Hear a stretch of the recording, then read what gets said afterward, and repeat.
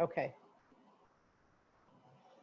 All right, well, we're letting people into from the waiting room. Thanks so much for joining us. We're gonna just take a minute here to bring people in, and we'll get started. I'm Cheryl Court. I'm the policy director for the Coalition for Smarter Growth, and joining me is Emily Maurer, also from the Coalition for Smarter Growth. She's our communications manager.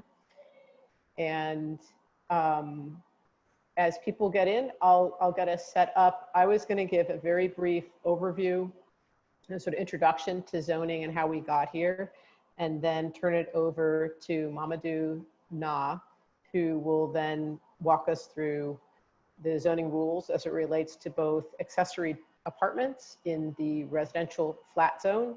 I'm sorry, oh boy. As accessory apartments as it relates to the residential zone, our single family zoning, and then also second principal dwellings in the residential flat zone. And the rules also apply to RA and for row houses, and he can answer questions about that. He can explain that. And after we do his presentation, we will then save some time at the end for questions. So I'm going to start out now with sharing, giving a little bit of a introduction to zoning, and then after that we'll have Mamadou take it over. So as I said before, I'm Cheryl Court, and we've been working on this question of accessory apartments and small new units in especially single family properties for the last couple of years. What I really want people to understand is to get a distinction of the different kinds of residential zones and how you can add a second unit in that particular zone. So the R zone or residential zone is the zone that permits, it's our traditional single family zoning, and it now allows for an accessory dwelling unit. And the RF zone, the residential flat zone, allows, typically, there's a couple of zones that are different, but most of the time the RF zone allows 2 principal dwellings, one of which can be in an accessory building like a garage in the back. And then the RA zone is our residential apartment zone, which is obviously apartments, but also this picture here is a picture of an RA zone where it's actually, it's row houses, plus this building was a single family detached house that is in the process of being converted into several apartments. I can't remember how many. Another way to show what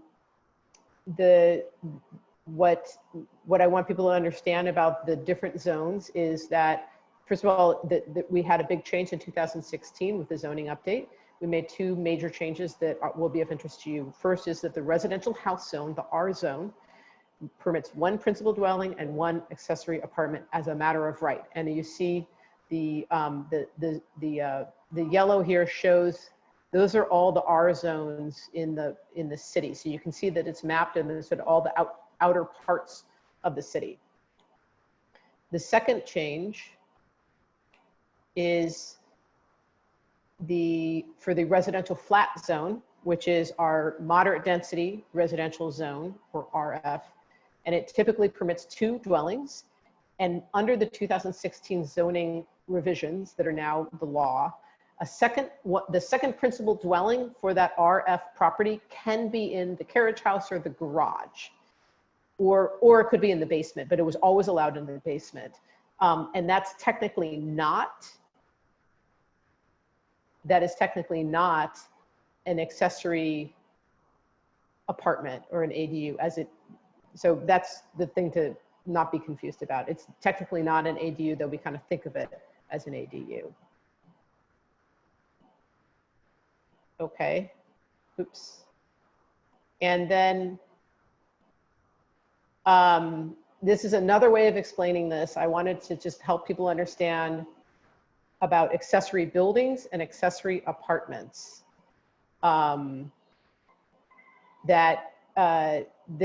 What this drawing shows is a principal dwelling, and it could be in any zone. And then there's an accessory building in the back. And there's a basement shown here. And if it were in the R zone, the residential zone, then that would be considered an accessory apartment or an ADU. If it were in the RF zone, the residential flat zone, it would just be considered a second principal dwelling. When we go to the back building here, to the accessory building, you are allowed to have an accessory building. There are rules about that will be reviewed. If it's in the R zone, that accessory building can have an accessory apartment in it. If it's in the RF zone, that accessory building would simply be permitted to have a second principal dwelling. So those were, I wanted to give you these drawings to help conceptualize, make the distinction between the residential zone and the residential flat zone. These are some illustrations that are going to be in our forthcoming publication on a handbook for homeowners. And so I just want to, you don't have to study this, but we'll make this available. And so it's a good way to kind of lay out what the zoning regulations say, specifically about that accessory building in an R zone and that accessory building in an RF zone. So with that, I wanted to conclude these introductory remarks and say that be sure to join us if you haven't already at our online forum, smartergrowth.net/ADU, and look for our forthcoming ADU DC homeowners manual. And also to note that there was, I just lost my screen share.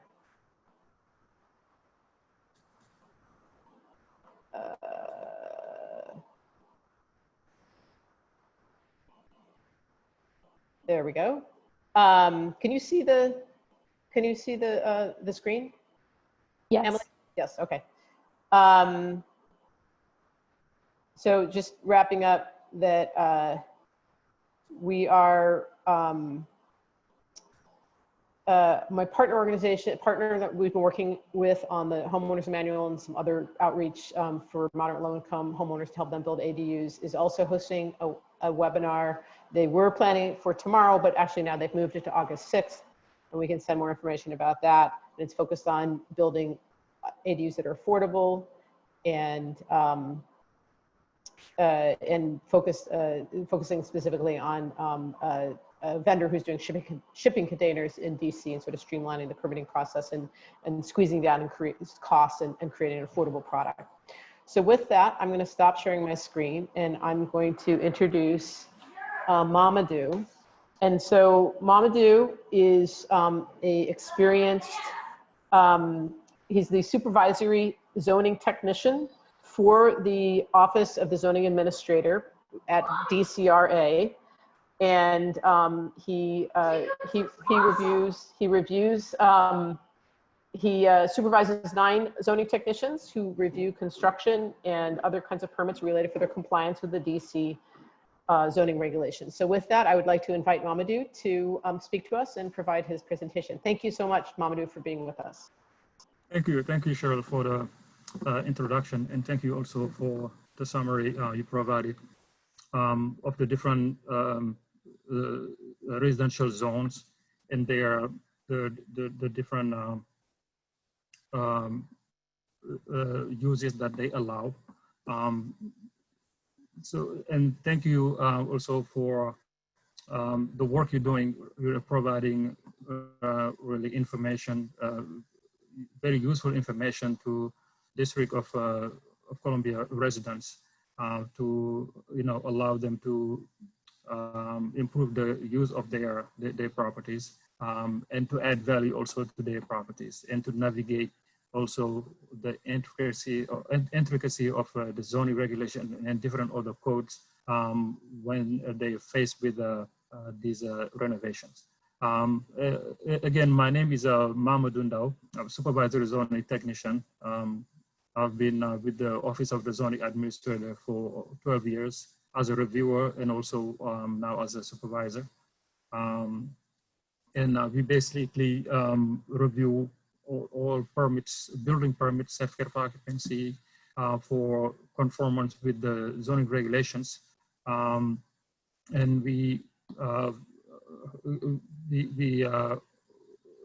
interact with people from all walks of life, homeowners like you, attending this webinar today, architects,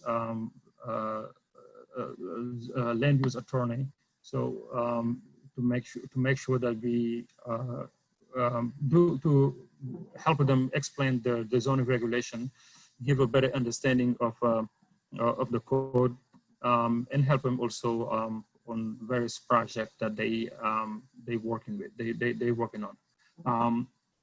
So I'm gonna try to make the presentation a little bit shorter, so that we to allow just some questions, and I'm sure you probably will have questions, just to allow questions to be to be posed and answered, and I'll do my best to answer as many as I can.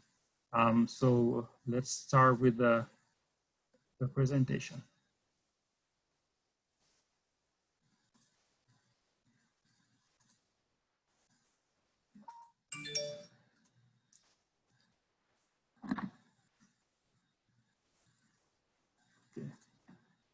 Okay, can you guys see?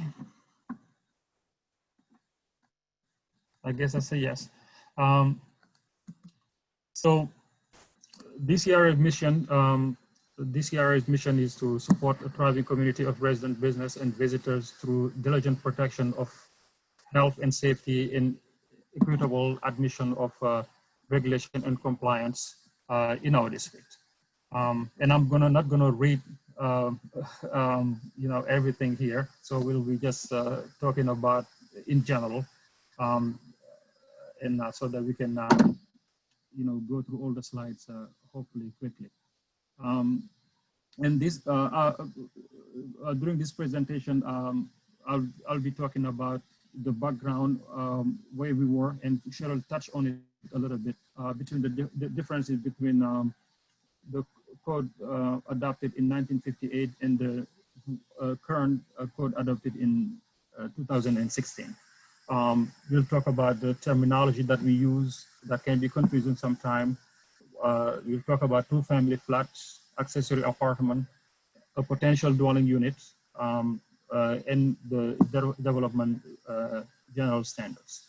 And we'll finish with just giving some tips for a successful submission for your building permit. So the 1958 allowed two-family flat in the moderate zones, which were R4 and R5 were more an apartment type zone, and accessory apartment were only permitted as a special exception. So we, in my experience, I think I've only seen maybe 1 or 2 applications for accessory apartments. So there were very few of them then. And residential unit also were only allowed in the principal structure. We had ladder, these we call carriage houses, which would be a 2-story structure with a garage on the first floor, but owners would be unable to use the second floor for residential back then, unless they go to the Board of Zoning Adjustment. And I'll refer to it as a BZA, which is the Board of Zoning Adjustment. So when you hear BZA, that's really what I mean. So under the new regulation adopted in 2016, accessory apartment were allowed as a matter of right in the lowest density zones, all the zones with R, most of the zone with R denomination. And also accessory apartment and second unit also were allowed in accessory buildings, which would be garages, sheds. So in those buildings, then you allow to also have an apartment then. So these are the terms that we'll be using today. Dwelling units. It's a dwelling unit is an apartment. It can be also a house, and it has cooking and sanitation facilities, and it's for just one household. And household, what we define as household can be people related by marriage or blood. It can be also a group of unrelated people limited to 6 who share a dwelling unit and share a building and live as a household.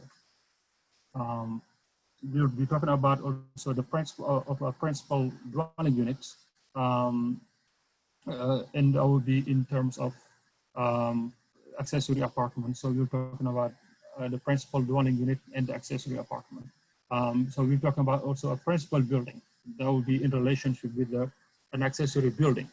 So you have a garage, you have a main structure and a detached garage. So that will be the main house would be the principal building, the detached garage, the accessory building. Accessory apartment also in relationship with a principal dwelling unit. So you have a principal dwelling unit and you will have an accessory apartment. The flat, so the flat is by definition is just a building with 2 apartments. It can be also a lot that has that has a main structure housing 1 apartment and the accessory structure housing another apartment. So that combination can be also called a flat. Occupancy, when we talk about a certificate of occupancy, it's the permit that allow you to occupy a space. So it can be, if you want to use a house as a 2-family flat, you will get a certificate of occupancy. And it will just a permit delivered by DCRA to attest that your building can be occupied as such. A license would allow you to conduct, when you're conducting a business, renting a house, renting an apartment within a house, within a flat, or renting an accessory apartment would require a license. So then DCRA also will be issuing those licenses. So for a 2-family flat, under the 2016 regulations, 2-family flat an accessory building would be permitted to house a separate dwelling unit. But there are restrictions that the building has to be in existence as of January 1st, 2013. So you cannot build a new garage or build a new accessory structure for the purpose of housing a dwelling unit. If you do, you'll have to wait a period of 5 years before you can use it for accessory, as another, to house another apartment.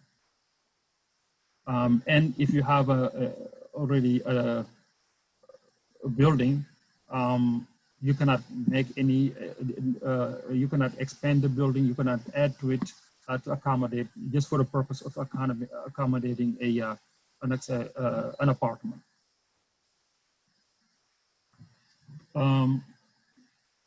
So for a 2-family flat, an accessory apartment in a 2-family flat, for an accessory building housing a second unit, these are the restrictions. So we have to make sure that there is a permanent access to it, and it can be through an alley, a 24-foot alley. Let me move these so we can see better. So it has to be through an improved alley, 24 feet that connect to a street. It can be also a 15-foot alley as long as it's within 300 feet of a public street. Or of course, if you have it will be in terms of having access through a street. So if you live in a row, in the middle of a row, so which means you probably cannot have an access, for example, on the yard. But if you have a detached building, semi-detached building, then you may be able to use and have an 8-foot passageway that allow your renter to access the accessory building at any time. And there also, one of the restrictions is that you cannot have a roof deck on top of an accessory building housing a principal dwelling unit.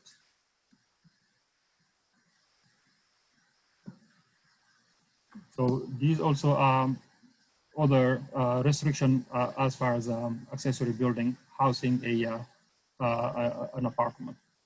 And it's again within the context of a two-family flat, meaning that you have two principal dwelling units, one in the main structure, one in the apartment. So for accessory apartments, they allow in R zones, and they are only accepted in exception are in R19 and R20, but in R1, in R2 and R3 in other zone, you can have an accessory apartment.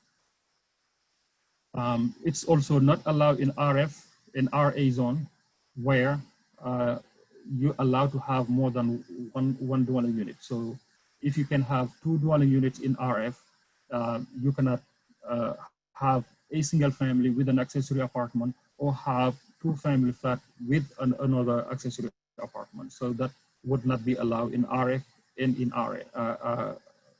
It's only allowed in R zone, where it's mainly one principal dwelling unit allowed. And you can only have one accessory apartment also per property.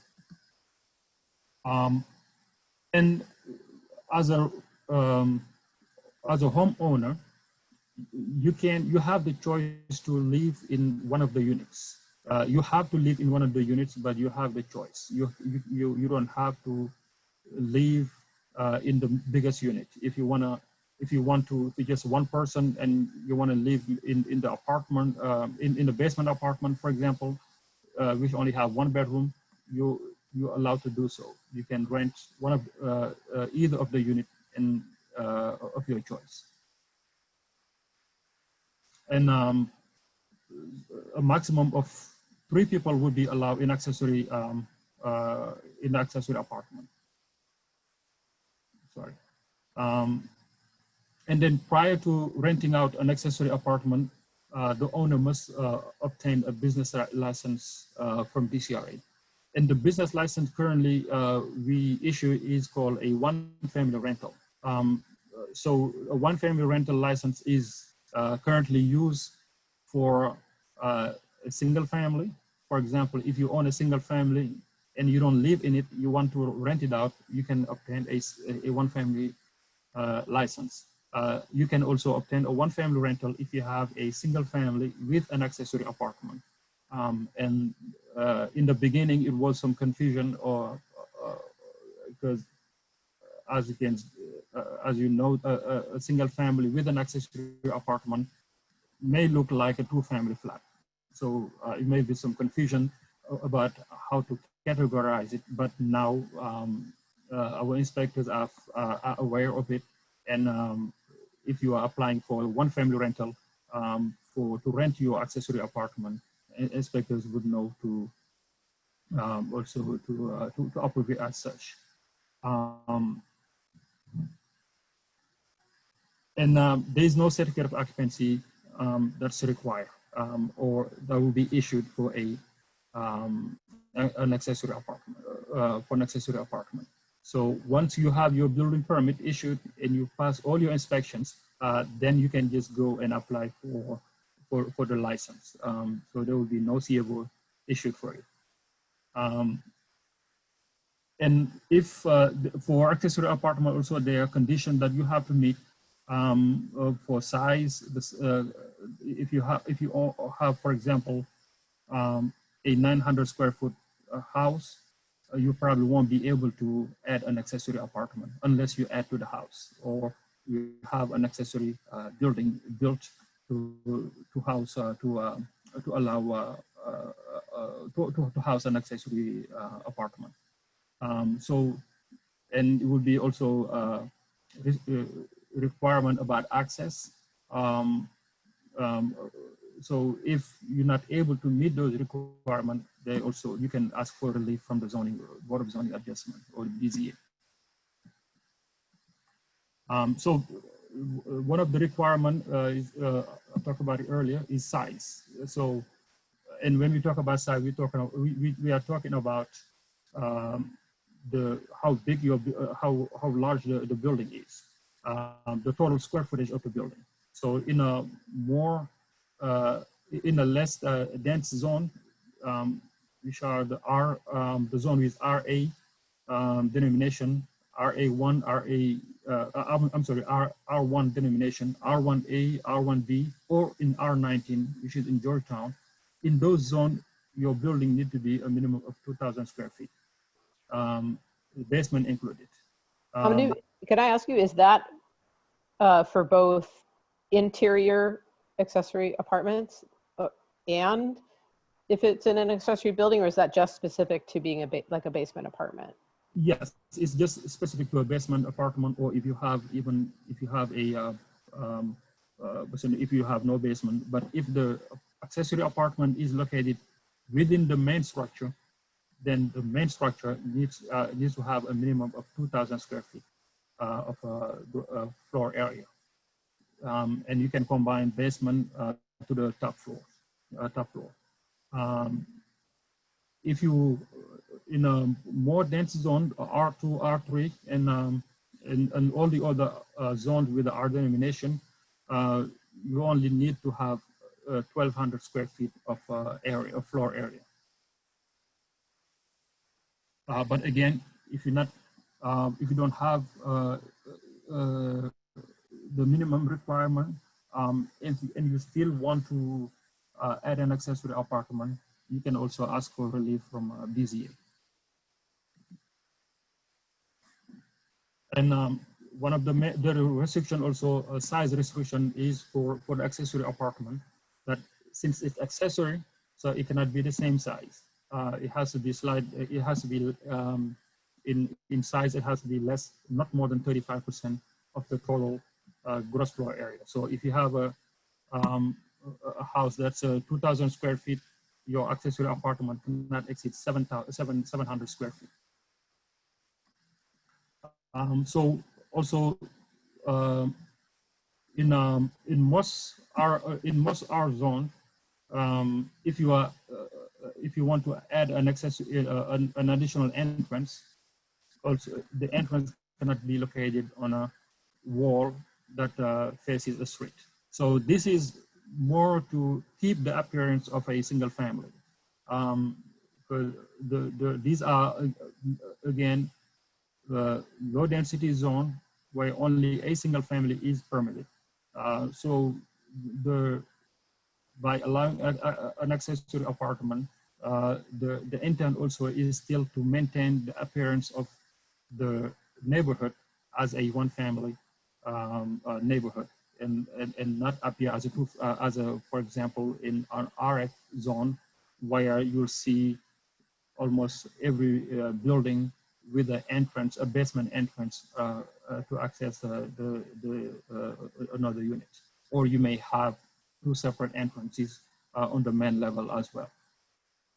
So here there will be restriction on when you can add a separate entrance to your building. So access, permanent access is required. So you want to make sure that if your tenant is late, you're not going to restrict access. So access has to be permanent, and that's so it can be either as we indicated earlier for the two-family flat, a passageway no narrower than 8 feet that take you directly to the from the street to the accessory building. It can be also through an alley, alley 24 or 15 feet. So if you have a narrow alley of 10 feet, also you cannot have an access, you cannot use it for access unless you go to BZA and get relief as well.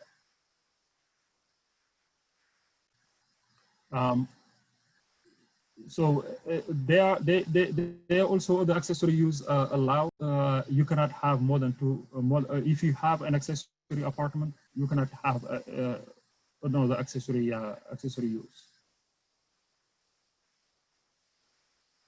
And also, if it's an accessory building, it can only be used for private garage, art studio, or storage for a dwelling unit. And also, no roof deck also would be allowed for an accessory building housing an accessory apartment. For R19 and R20, so there are additional restrictions, but these an accessory apartment in this zone require approval from DCA anyway. So DCA then the board will then may add additional restrictions also for accessory apartment. So if it's an accessory apartment house in an accessory building, so you can find all the development standards in D5001. So it will be a limit of 2 stories for the building, not more than 20 feet in height. And we get this question also a lot. There are no exceptions to the height of an accessory building. If you are building parapet above it, the overall height will still be limited to 20 feet. Same thing also if it's a pitch roof, we will measure to the highest point of the building. Or if you wanted to have a roof, a mechanical unit on the roof, also it will be part of the building height, which is different for a principal building. For a principal building, they are listed structures that are allowed to exceed to be built and to exceed the minimum height. So, for example, a building can be allowed to have 35 or 40 feet and have a 4-foot parapet in addition, or have a 3-foot mechanical unit above it in addition. But for accessory building, housing an accessory apartment, the overall height will be limited to 20 feet. The setback also, there's no setback from the side for an accessory apartment. The only setback that apply would be if the accessory building adjoins an alley. Then the building has to be 12 feet away from the center line of the alley. So if you have a 10-foot alley, so you will need to be set back 7 feet from the property line. The maximum building footprint also shall be the greater of 30% of the required rear yard or 450 square feet. And I'm not sure if I have I don't have the illustration. I think I shared it with Cheryl one time. That one is a very confusing one. So 30% of the yard doesn't mean if you have a very deep yard, that's you have 50 feet from the building to the rear property line in your yard, let's say your lot is 50 feet wide. So you may have that's a large area, but you cannot take 30% of that area. The 30% only apply to the required rear yard. And the required rear yard would be based on the width of the lot and the required rear yard for that zone. So if it's 25 feet of rear yard required, so it will be 25 feet times the width of the property, and then you can take 30% of that. So that also, if we have or if Cheryl have it, maybe we may share it. Sorry.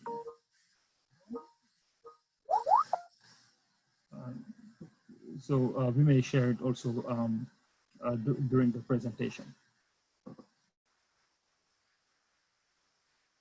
So the location, accessory building location I mean, this should be, I think it's a typo, it's accessory apartment location. So an accessory apartment can be located within, it can be an addition part of the main structure.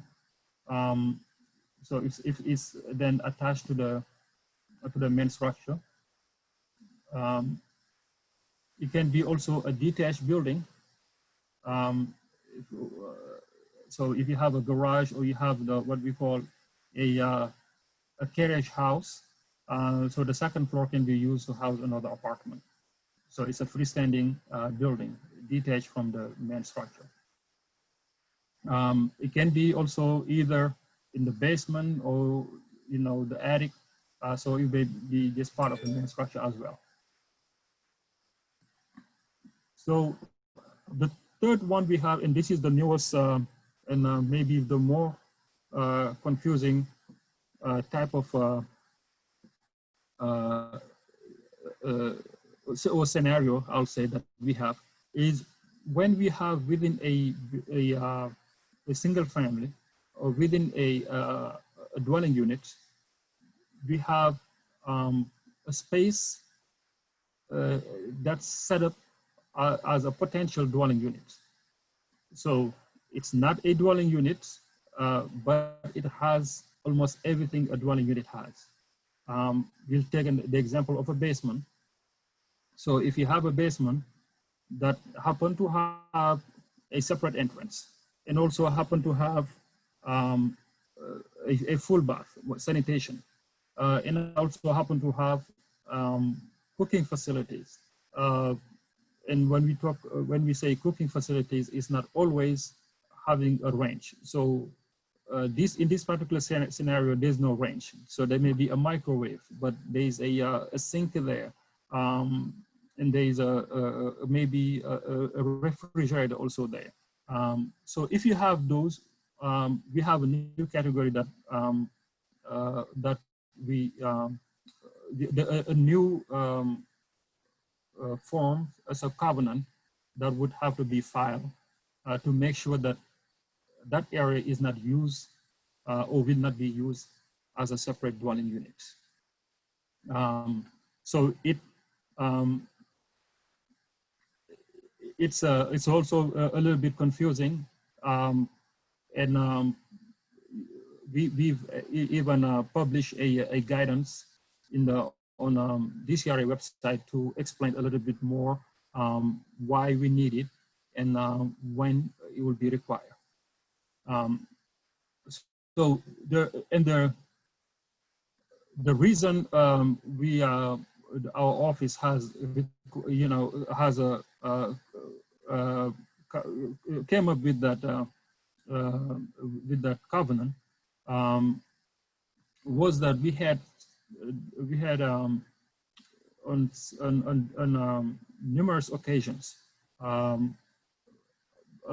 new homeowners who bought buildings that were advertised as two-family flats, and sometimes they will be in our zones where a two-family flat is not permitted as a matter of right. And what was happening, some developers were adding these illegal units, or they were adding these areas that had everything but a stove to make them separate units. There will be no, sometimes it may be stairs connecting the first floor to the basement. Sometimes the stair may not even be there, but they would buy these properties, and those properties were being advertised as two-family or having the potential of a two-family, but being in zones where a two-family flat is not permitted, or even if they were permitted, that unit would not comply with the building code in the approved as a separate units. So we wanna this. So the form is more to protect, to make sure that that space is not being used as a separate unit, and also to protect future buyers. So the covenant, once it's filled out, would restrict the use and will also be recorded with the DC recorder of deed, so that a proper deed search would reveal that there are restrictions to this property that is only for single family. So the restriction can be also changed. So once, for example, if you live in a R zone and now you want to convert that area into an accessory apartment, then you can file to cancel that that restriction as the current buyer, or as a current owner, or as the future owner also, who inherit a situation, such a situation, can also file to remove that restriction and now use that area as a two-family flat. But if we are reviewing a project where the owner is indicating that, okay, I know I have all these characteristics, it has a separate entrance, it has a bathing facility, it has a kitchen, what we call a wet bar, which is just a sink, and maybe microwave and toaster, but we will then have the owner file that covenant to restrict the use as just a single family. So, and these are example of wet bar. So this one is located within the same floor. It's a cellar floor, but as you can see, there's a separate entrance in this area here. You know, I'm sorry. So this is entire cellar area here. That although there's restriction, there's a stair connecting it to the main floor, but as you can see, there's a door, and there's a wet bar here, and there's a full bath. So this is the only difference between this and a basement apartment in an RF zone is maybe the stairs would be eliminated, and then a stove will be added here. So that would be the only difference. So to make sure that if the intent again is not to use this as a separate dwelling unit, we want to make sure that also it remains as such. So, and this would be a separate entrance also from the suite. This one would be so this is another scenario where you have the same almost the same elements here. You have a wet bar, no stove. You have a full bath here, but you don't have a separate entrance. The only entrance is through the main through the first floor. So you enter, but the entrance here is through a vestibule. So meaning that when you enter, this is a shared entrance, or it can be a shared entrance where you enter and go into the living room on the first floor, or you can go directly to the basement. So this is also typical of a two-family flat. And the only difference again being that there's no stove. So in this scenario as well, we will have also the owner file a covenant to restrict the use of this space as part of the main dwelling units.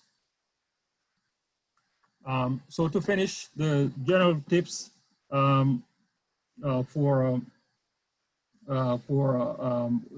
you know, successfully submitting a building permit. So there, these are, you can visit, you know, DCRA PIVS has, I think we've changed it now to Scout, so I'll have to update this. So it allowed you to verify records of a prior building permit, certificate of occupancy also. So DCRF record management is now fully accessible. So you can search for any record that we have, certificate of occupancy, building permit. If there was scanned into the system, then they will be available to all.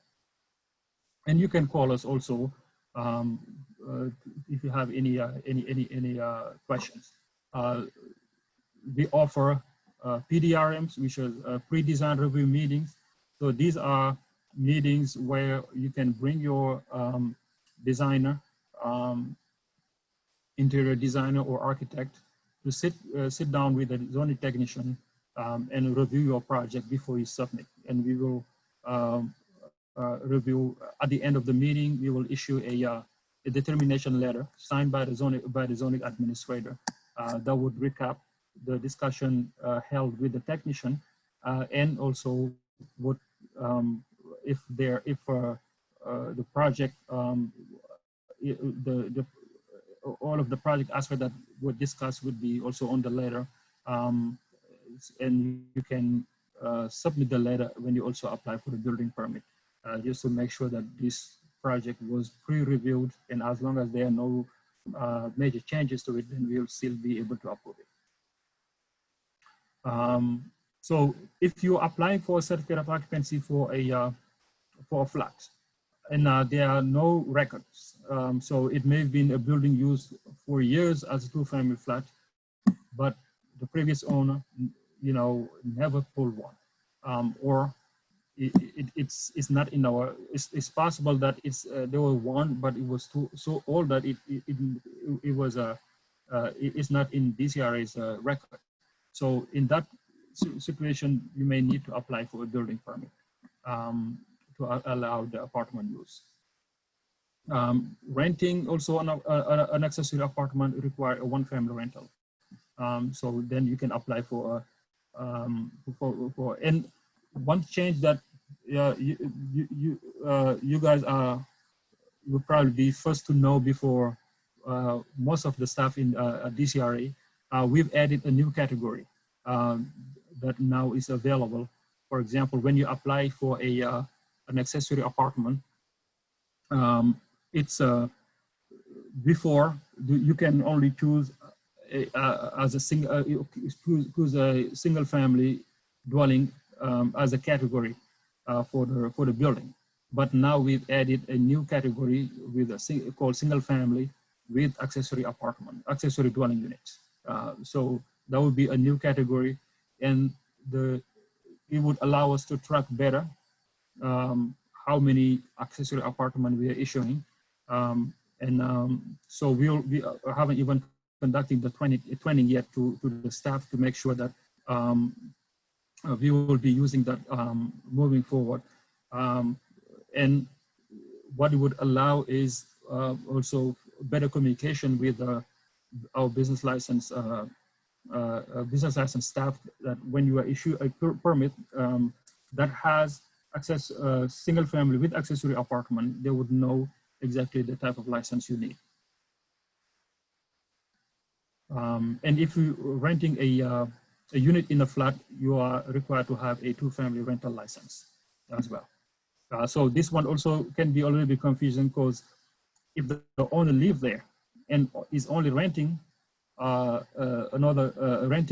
one unit, so same situation as for an accessory apartment, but these are two separate. The building are separate as far as DCRA. So one would need a two-family rental license. The other one would need just a one-family rental license.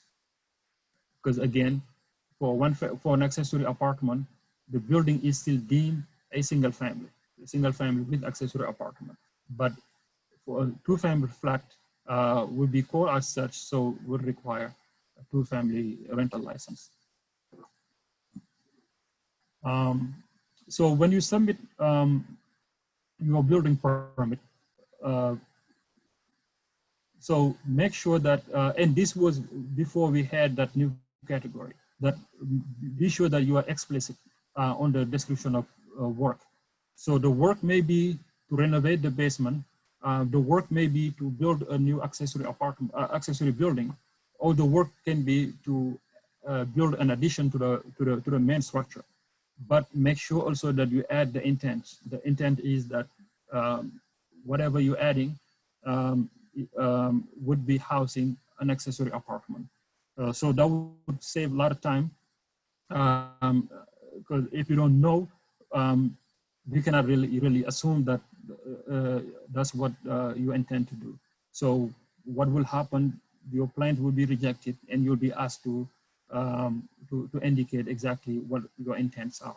So making sure that you you make your intention clear, because although the application says description of work, but also but now, even if you don't have this, make sure that on the category you choose single family with accessory dwelling, accessory dwelling unit. So that would also make your intent clear.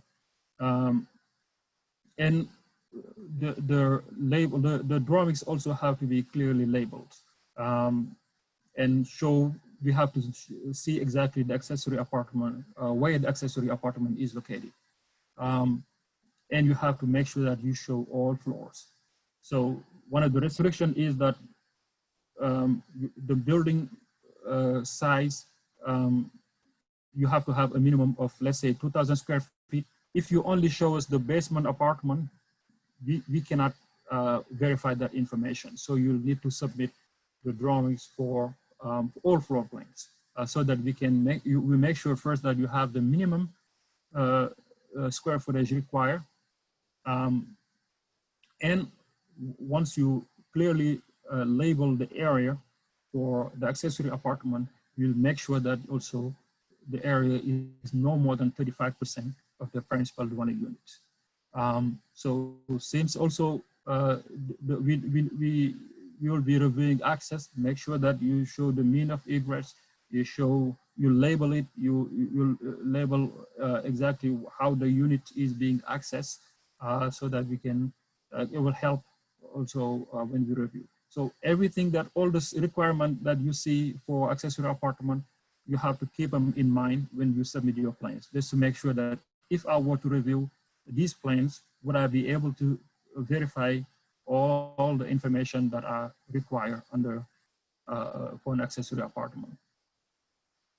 And so the last point is also required for all submission that are subject to zoning review. You have to make sure that the plans are fully dimensioned, and also there's a scale shown, so we can make sure that we can calculate the area. So, and you can visit DCOZ. So DCOZ is also called the DC Office of Zoning, which is different from our office, which is the Office of the Zoning Administrator. So the Office of Zoning will be basically does the administrative work for the zoning board and the zoning commission, and they're also in charge of updating the zoning map and the zoning regulations. But they have excellent resources for as far as the zoning regulations, zoning summaries. So you can find, and the official zoning map also is located on that website. For DCRA, any permit related or question about the zoning regulation should be directed to DCRA, or you can visit DCRA to find out more. So that's it for the presentation. Cheryl? Yes, thank you, Mamadou. Thank you so much. I was looking for the chat function and I'm not seeing it. Does anybody else see the chat function? That's how we've set up our previous webinars. Yeah. And if we don't have that, instead, I'm going to go ahead and take a chance on, I'll put my, take a chance on unmuting everybody so that people, it's a little bit more organized when you do chats first, because then people can send their comments, but I don't see chat function on the way I set up this webinar accidentally. And so what I'm going to do is I'm going to unmute folks. And so we'll just try to do this as best we can to allow people to unmute and ask questions. So I've now unmuted people. So if you have a question, go ahead and try to ask it.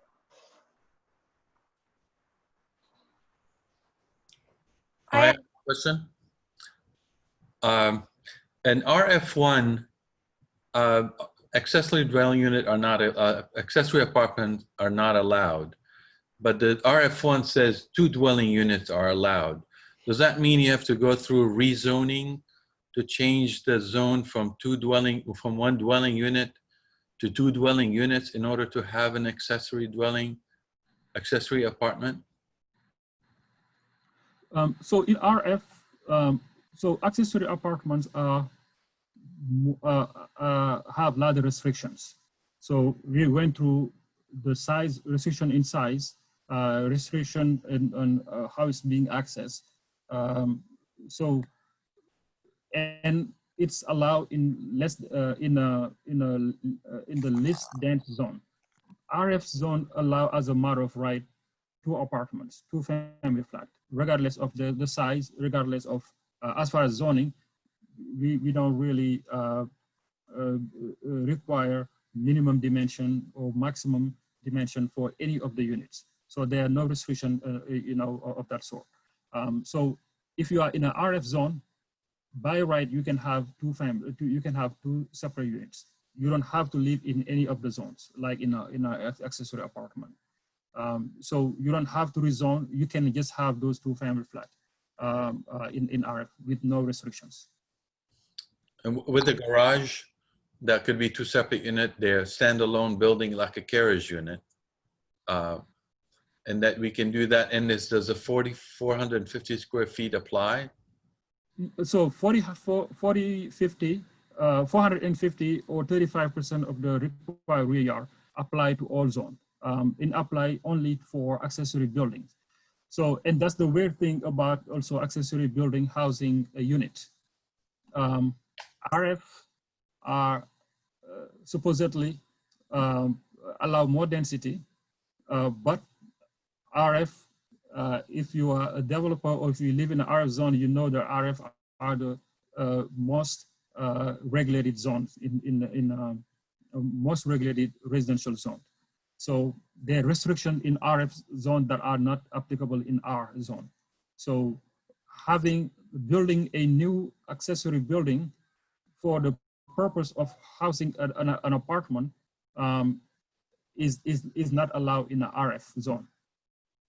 What's allowed is if you already have a building, an accessory building that's been in existence as of I think 2013. January 1st, if I'm not mistaken, January 1st, 2013, if the building was already there, you can use it. If you had, for example, a 2-story carriage house, you're using the first floor as a garage, now it would be a good time to use the second floor as a separate apartment. That you can do as a matter of right, but if you want to build, so if the building is already existing and you're not adding anything to it, then even if it's over the 35% limit, you still can use it. Or if it's more than 450 square feet, you can still use it. What you cannot do is add to it for the purpose of housing an apartment or building a new structure for the purpose of housing a new apartment. And that restriction is only in RF zone. And I think RF zone and RA zone as well. Okay, last question, I'll let somebody else ask. So if you have 1-story garage and an RF1 zone, you cannot add a second floor and have a second dwelling unit. You can, but it's going to require patience because there's a 5-year waiting period before it can be lawfully used as an apartment. Okay. Another question? Yeah, I had a quick question. With the detached accessory units, how does DCRA or the zoning kind of see basements? Do those count as stories, or is that still kind of like a typical case where a basement is not a story? So what we call basement under the zoning regulation is actually a story. So we differentiate between a cellar and a basement. Cellars are not deemed as not counted as floors. So if you live in the RF zone, for example, where you allow 3 stories, so you can have a cellar plus 3 stories. But if you have a basement, then you can only add 2 stories above that. And the difference is in our zones, RF and R, the difference between a cellar and a basement is the height as measured from the height of the level of the first floor, or should I say the first floor level when measured from the what we call the building height measurement point, which is the grade, the natural grade at midpoint of the building. So if you have a building, you know, you'll have to go to the middle of it, you know, of the building facade, and then measure from the ground to the first floor. So if the measurement is 5 feet or more, then that's that level would be would be classified as a basement. But then if the measurement is less than 5 feet, 4 feet 11 inches and less, then it would be classified as a cellar, which would allow you 3 stories above.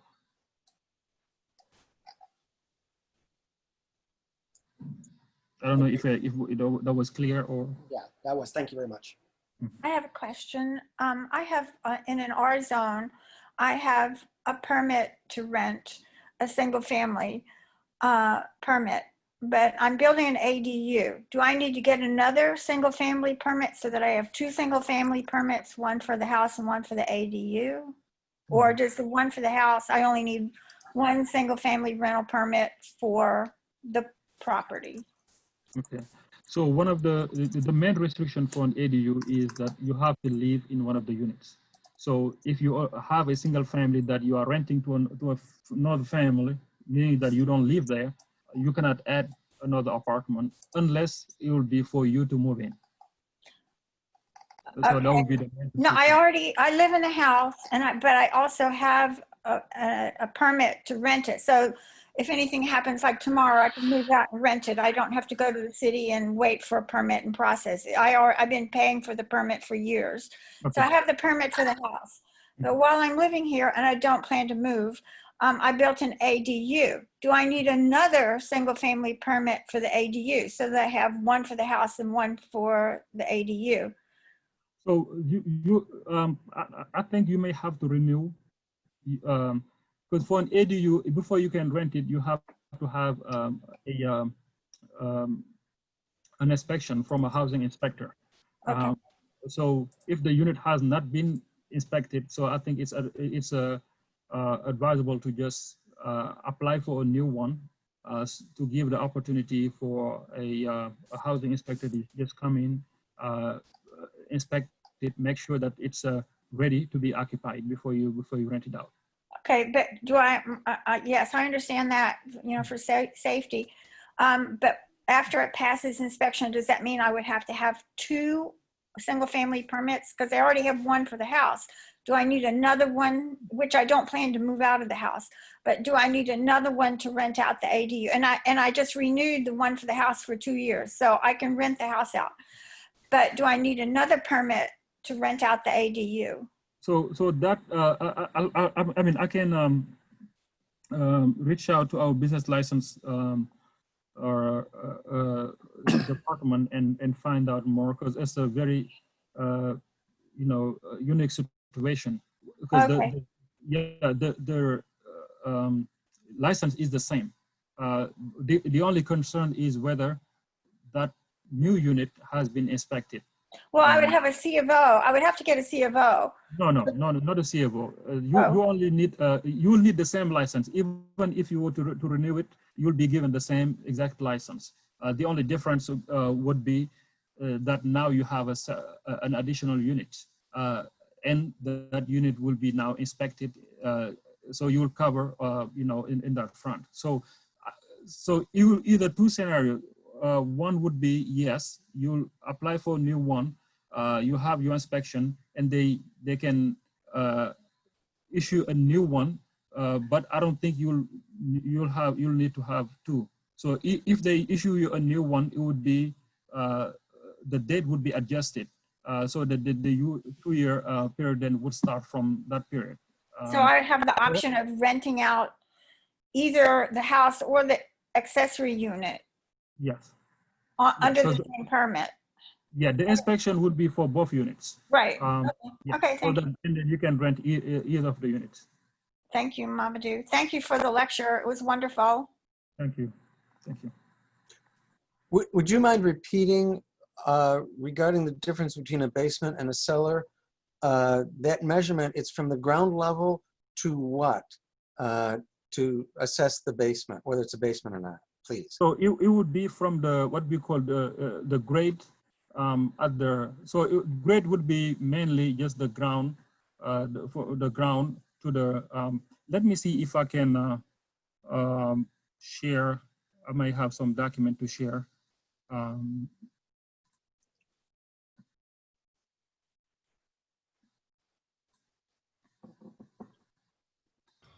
And can you? I just wasn't sure whether you're measuring from the ground or the grade level to the floor of the basement or the ceiling of the basement. So we used to measure from the ceiling, but now we are measuring from the floor. So that has changed. So that's one of the change that Floor of the first floor. the floor of the first floor. I'm sorry. Yes. Mhm. What if it's on a slope though? So we only, so it's a point. So it's not an average. So it's a point. So it's the Okay. The middle of the building, the grade at the middle of the building facade. Okay. So even though the entire back of the house is totally fully 100% above grade, it's still a cellar. Can you repeat that? I'm sorry. If you measure from the midpoint of the elevation facing the main street, Mhm. and you go up 5 feet to the floor, the finished floor, then it's considered a basement. But it's less than 5 feet, say in the front of the house, it's only 4 feet from grade to the first floor, finished first floor. But the house is on a hill. So the hill drops away in the back, and the entire house in the back of it is completely out, and it has, you know, a whole floor down there, full ceilings, 8-foot ceilings, etc., with all windows around and everything, because it's on a hill. It's still a cellar, and it's not habitable or rentable. Yes. So yeah, regardless of the situation, it can be a walkout level in the back, or it can be also totally underground. In our zone, in RF zone, the measurement is always taken from that point, and Okay. it's only from the front of the building. So regardless of what's on the side or in the rear, the front would determine where. Let me see. I can share something. It's a little bit old because this was the. So it's not habitable space, even if it's a walkout Let's see. in the back. Mamadou, can you ask me that question? I don't think that's the case. A cellar can be habitable space. No, oh, no, I'm sorry. Maybe I misunderstood that. I think I was a little bit distracted here. Yes, so this is what I wanted to share earlier. This is old because this is when we used to measure 4 feet to the ceiling. But Okay. so you have to identify where the middle of the property is. And then this point, that's a building height measurement point. Now you'll measure from that point to the floor, to the first floor. So now it's a little bit, it can get complicated depending on, we have few exception to grade where sometimes we may not measure from the natural grade, but this is how we measure it. So that got me a little bit distracted. But yeah, That's helpful. The second coming back to question, the, habitability of a cellar unit. yes, coming back to, yes, so we don't, even if the cellar is 100% below grade or at grade level, zoning does not really make the determination as whether it's habitable. So there are building code elements that would come into place as far as egress. So if you have a basement or a cellar that's totally below grade, for egress purposes, you may have to dig and create window wells or create a an areaway so that you can access, create a door. So that, and that's acceptable. So the height from grade is not a determination whether it's a livable level or not. Okay, thank you. Great. Can we do, so obviously zoning is very detailed. So what is someone else's detailed question about their site? I have another height question for the accessory building, like a garage. It was stated that 20 feet is the maximum height. Where is that measured from? That was my question too. Okay, so 20 feet is measured from the, I might have to go even to the same, the height. Okay, for accessory building. Okay, so yes, so it's always measured from the side facing the house. And then we'll use the same measurement point, so you can use the grade at the middle of the garage to measure it. If there is a cellar, can there be what you would call a cellar on the accessory building? And would that count to your 450 square feet? So yes, no, the 450 square feet would be only count for if you are building a new accessory building. So if you're building a two-story garage and you intend to use the second floor as an accessory apartment, that's when the 450 square feet would come into place. So if you want to use a cellar, what you have to worry about is first, if you have the minimum the minimum floor area, and for the lower density zone, it's 2,000 square feet. So if you add up your base, your cellar, the cellar with the upper floors, you have to have a minimum of 2,000 square feet. But for an accessory building? No, accessory apartment.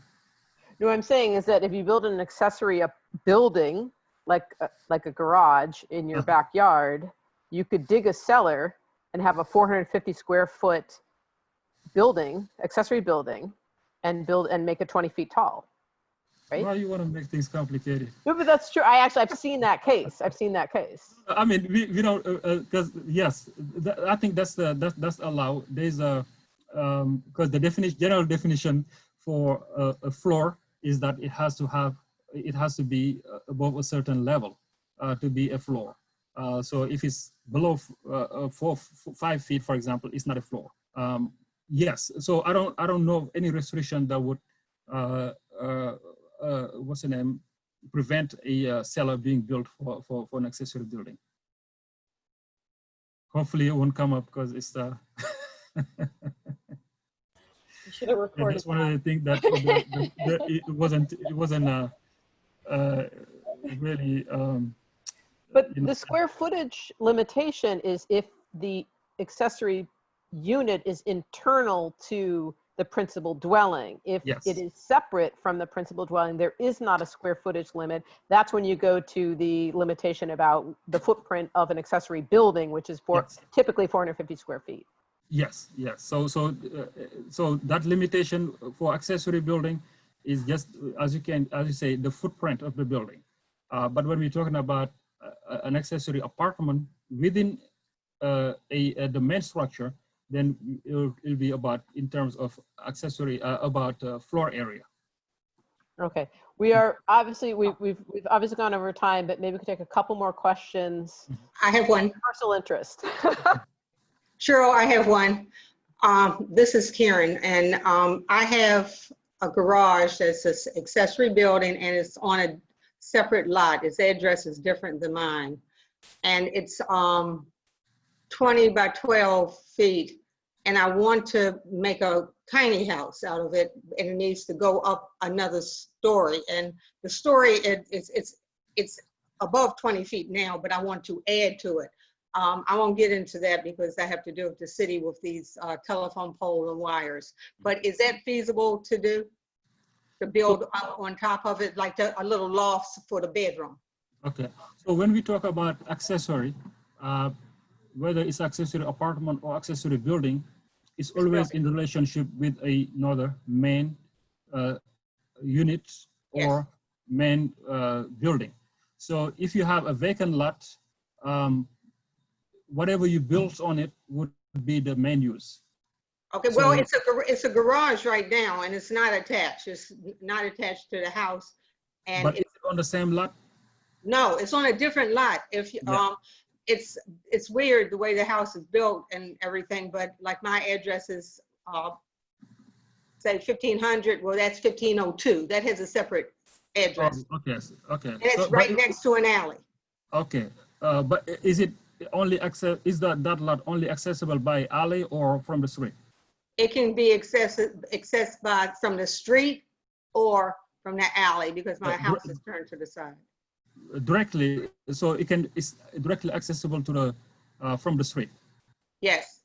Okay. No, not directly. Well, if you go to it, you can come across the sidewalk and walk into it, or you can go into the alley and put your leg across and you're there.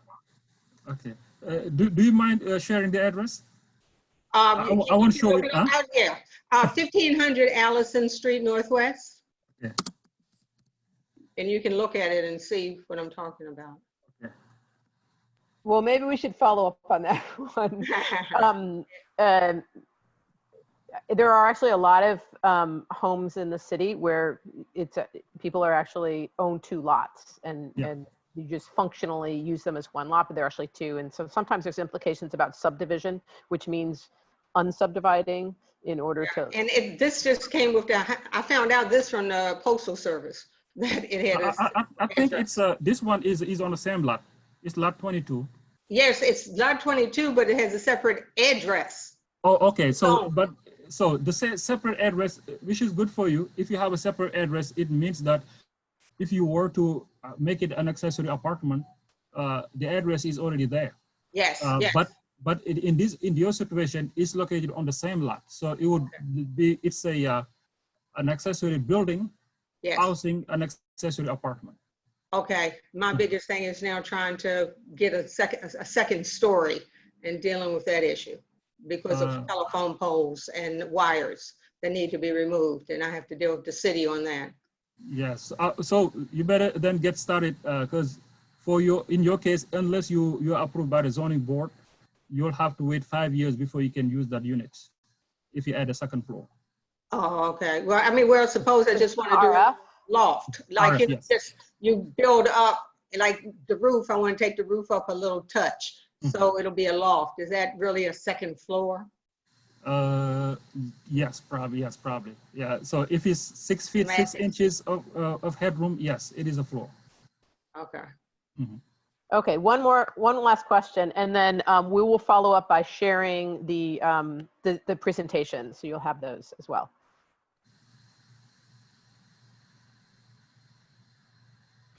If you have you said there are no roof decks allowed in an accessory building.